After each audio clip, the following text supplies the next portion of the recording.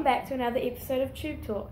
Well, you said to me, we've got so many horses to get through, we can't chit chat, we need to rip into it. Yes, we have a lot of horses to talk about. That's exciting. So, let's do it. Get into last week. We had 3 notable runs with Decadence, who was in the Manawatu Classic, who had a huge run. Huge run, yeah. She got a long way back from her draw, but there was a good ride from Robbie Hannum, and she ended up getting shuffled back before the turn to last.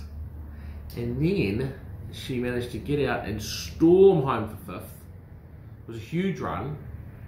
Ran the fastest last 600, and I think if she had a better draw, could have settled handier, she could have won it. So she's a really exciting filly, and we've decided not to take her to Australia. We're going to take her to the Wallstep Stakes at Riccarton next Saturday, listed 2,000 metres race for fillies, 3-year-old fillies, which she looks a massive chance in.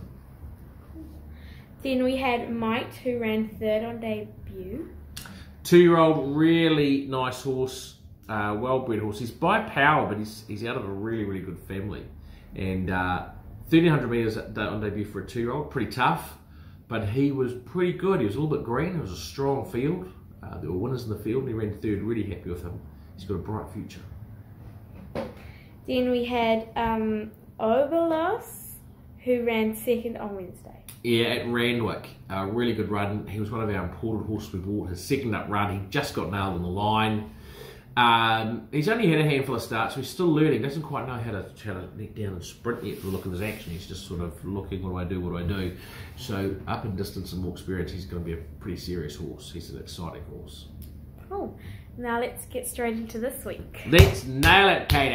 Okay, so on Friday night we have Cranbourne in Victoria.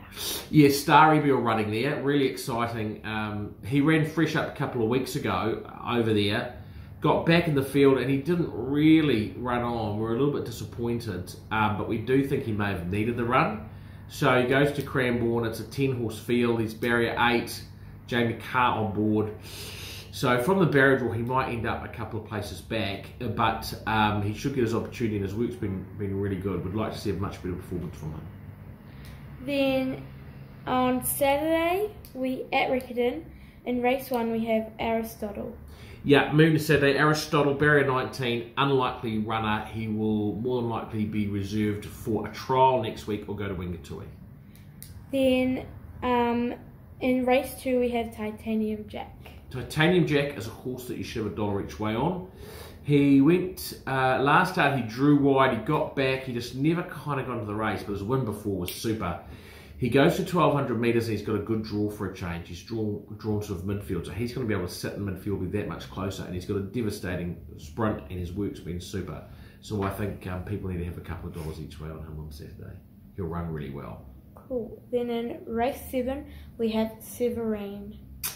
Yes, in the listed NZB Air Freight Stakes.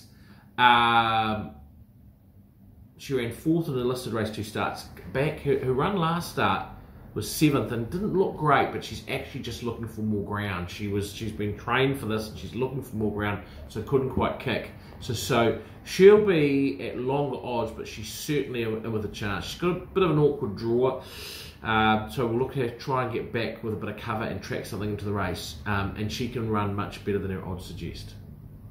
Then on Saturday in Te Aroha, in the Group 1, we have Hazza Halo. We do. So we've jumped to Te Aroha. We've got a runner before that, but let's talk about Hazza Halo first because it's the big one. She's in the Breeders' Stakes. She's absolutely flying, but her form doesn't suggest it.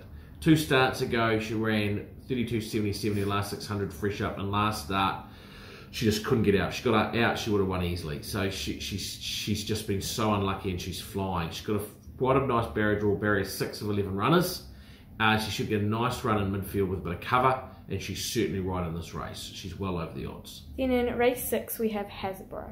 Yeah, her full brother. So we go back a couple of races, and he won last start. Lethanus on board, rode him really well. He kicked away, he was far too strong over a mile. He goes a mile again, he's got a lovely barrier draw of 2. Lethanus still on board, has improved for that run. He does go up in grade, but we expect him to be very competitive. And this is a warm-up run for the Group 2 Championship Stakes in 2 weeks' time at Ellerslie. Then in race 9 we have Raposa Repeater.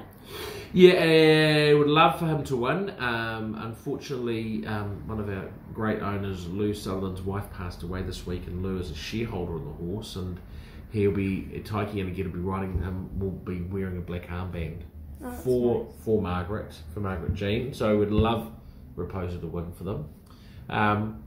Coming off the back of a last start, very good win.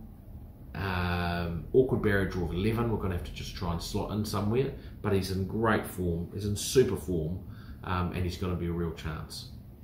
Then on Sunday at the counties in race 3 we have Shipshape. Yeah, moving to counties, Shipshape was second on Fresh Up and needed the run. Has improved for it. Barrier 1, beautiful draw. This filly knows how to draw a barrier. We don't really want to lead, but she should be able to sit handy, trail, be somewhere very close to the speed with cover, and then finish off well. She's placed at counties before, and she's ready to run really well. Can break her maiden status.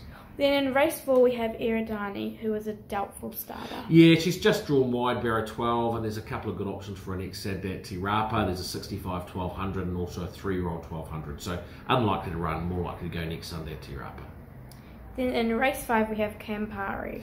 Campari back from Australia, where she broke the class record at Randwick over 1400 metres. She's a stakes play, she's a class filly. She won twice in Australia. She's back. Awkward barrier draw, but a very good mare, and can win Fresh Up. Cool. Then in race 9 we have Mighty Aslan. Mighty Aslan. Really promising stayer.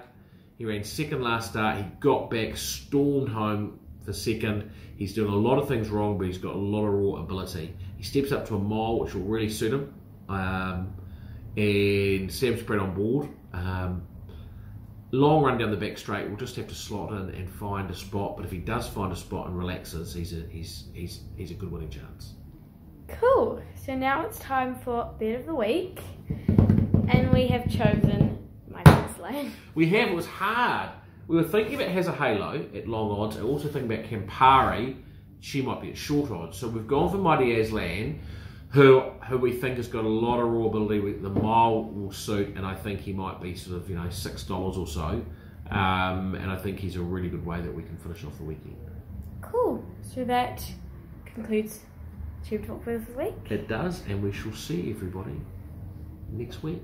Bye. Bye. Thanks, Katie. The boy wonder where's his favourite is still last, Starry Beale. Down to the 300 metres they come. And it's O'Hara, the leader, from Nice on the inside. Katy Perry's ranged up on the outside quickly now. 2 lengths away, and behind them is Treasure. Starry Beale out wide. Katy Perry in front at the 150. Starry Beale's putting in, so is Treasure and the boy wonder. It's Katy Perry in front, coming after it, Treasure, and Starry Beale right down the outside. Got up. Starry Beale and Michael McNabb in a huge performance.